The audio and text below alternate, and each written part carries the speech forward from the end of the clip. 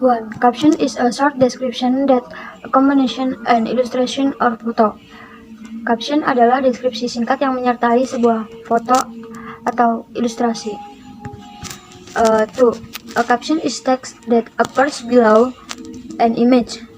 Most captions draw attention to something in the image that is not obvious, such as its relevance to the text. A caption might be a few words or several sentences. Jadi, caption adalah teks yang muncul di bawah gambar. Kebanyakan caption menarik perhatian pada sesuatu dalam gambar yang tidak jelas, seperti relevansinya dengan teks. Sebuah keterangan saya menjadi beberapa kata atau beberapa kalimat.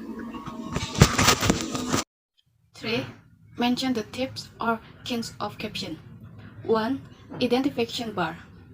This type of caption mentions who is in the picture. We ask this tip if there is only one person in the photo. Berisi nama orang yang diupload atau gambar, kata kuncinya who, siapa. 2. Cut line.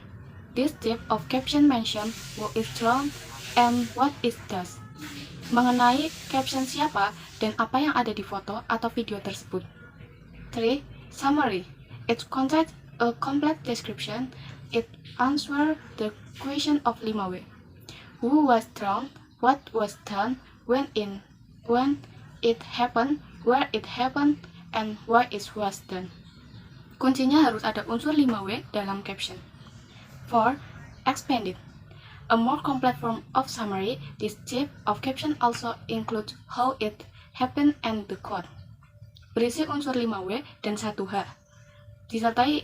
Disertai quote. Ini termasuk complete caption. 5. Group identification. Same as the type of caption identification bar, only this type used if the image contains more than one person. Kuncinya, siapa orang yang ada di dalam gambar atau video tersebut, tetapi lebih dari satu orang. 6. Quote. This type of caption contains quote from someone's word related to picture. Contoh dari caption yang pertama yaitu identification bar. Di sini ada foto Maudy Ayunda. Kita beri caption dengan Maudy Ayunda, a student of Stanford University. Kita ingat bahwa kata kunci dari identification bar adalah who, siapa. Maka kita bisa menjawab siapa yang ada dalam foto tersebut, yaitu Maudy Ayunda, a student of Stanford University. Maudy Ayunda adalah seorang pelajar di Stanford University. Contoh caption yang kedua yaitu cut line. Di sini ada foto dari Gracia Poli.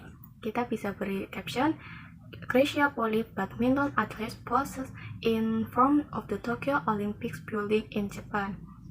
Kita ingat bahwa kunci dari cut line yaitu siapa dan apa.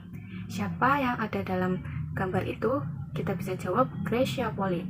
Dan apa yang sedang Gracia Poli lakukan di situ dalam gambar itu, yaitu kita bisa jawab Gracia Poli pose in front of the Tokyo Olympic building in Japan. Gracia Poli pose di depan gedung Olimpik Tokyo di Jepang. Yang ketiga contoh dari caption yaitu summary. Kita bisa lihat ada 5 kata kunci dalam summary, yaitu who was drawn, what was done, when it happened, where it happened, and why it was done.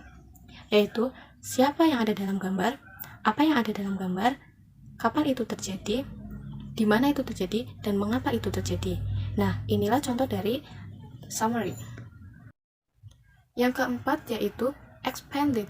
Di sini ada sebuah foto, kita bisa beri caption dengan Millennium Bridge over the River Thames in London, England, with St. Paul's Cathedral on the other side, partially covered in scaffolding for renovation being done back in October 2005.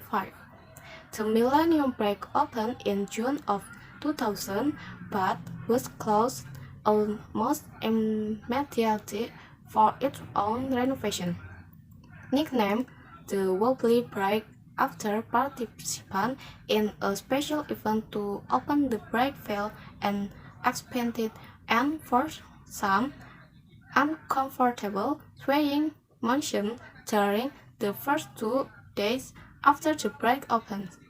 The break was closed for the next 2 years to make modifications to eliminate the swaying motion. I can tell you when I walked over it in 2005, there was no swaying motion. Yang kelima yaitu quote. Contoh dari quote yaitu, "Genius is 1% inspiration and 99% preparation." Thomas Edison. Yang artinya, jenius adalah 1% inspirasi dan 99% adalah keringat. Yang terakhir yaitu group identification. Group identification sama dengan contoh identification bar, namun dalam foto lebih dari satu orang. Contohnya dalam gambar ini kita beri caption, "Jeremy Pauline and friends post in from Kokusai Dori Naha." Number 4. How the role of reading caption. Step 1. Supply specific information answering 5W plus 1H. Who, what, when, where, why, and how. Step 2. Use the present tense to describe action in the photo. The first sentence is often in the present tense to give the sense of immediacy. The following sentence is written in the past tense. Step 3. Captions are written in a complete sentence, mostly a declarative sentence. One or two sentences are enough to describe a photo, but if more explanation is needed, a caption might have a 3 sentences. Step 4. Clearly identify the people and location that appeared in the photo. Mind the correct spelling of the names. Step 5. For photographs of more than one person, identify from left to right. In case of large groups, identify only the notable people. Number 5. How to make a caption. Step 1. Create a descriptive caption. This first rule is the most important rule. Tell the reader what is in the picture of graphics currently. Why did you include that image? Readers should be able to answer this question after reading your caption. Step 2. If you are describing a table or graphs, describe the variables. What does each bar on the graphs represent?